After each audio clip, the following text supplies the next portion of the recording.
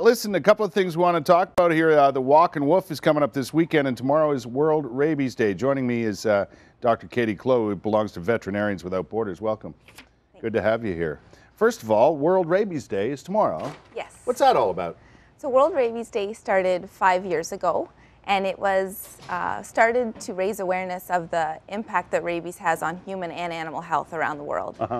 We're very fortunate here in Canada because human rabies is rare because we have really strong public health efforts ongoing to prevent it. But in developing countries, the incidence in Asia and Africa and around the world, 1 person every 10 minutes still dies of rabies. Dies from rabies? Yes.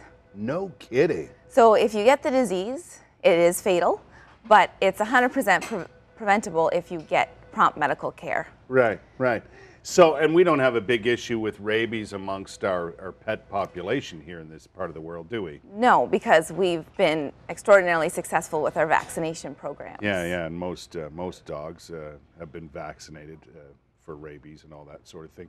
So it's pretty well impossible here in this part of the world, yet not far away, it's a big problem. Correct, yeah. And is that what Veterinarians Without Borders is one of the things that they concentrate on? Yes, so Vets Without Borders works around the world, and their mission is to work in communities to foster animal health, human health, and environmental health. Yeah, exactly. So they look at the whole picture, and rabies is one of the projects that they work with. They've had projects around the world, specifically in Guatemala and Laos. Right now there's ongoing rabies projects that focus on really important public education to, educate children about bite prevention and also what to do if you are bitten, and then vaccinating dogs as well. No kidding.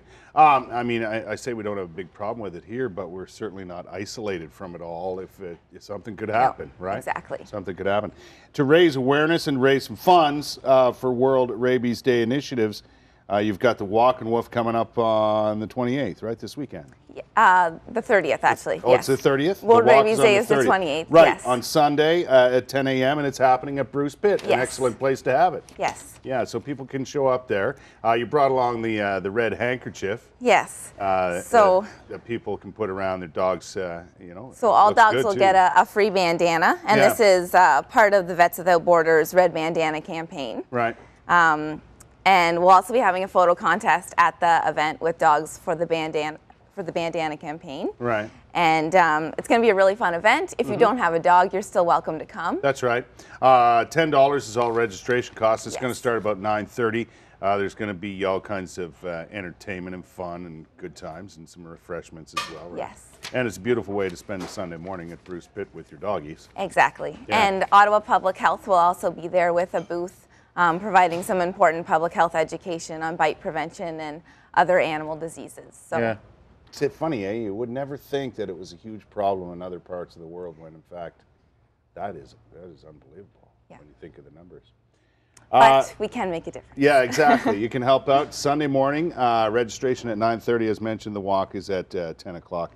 Guaranteed a good time. Lots of good people to talk to there about the situation as well. Dr. Katie Clow is a member of Veterinarians Without Borders. Thanks for coming in today. Thank you so much for having me. I might just see you there Sunday. I mean, that's where me and the boys go.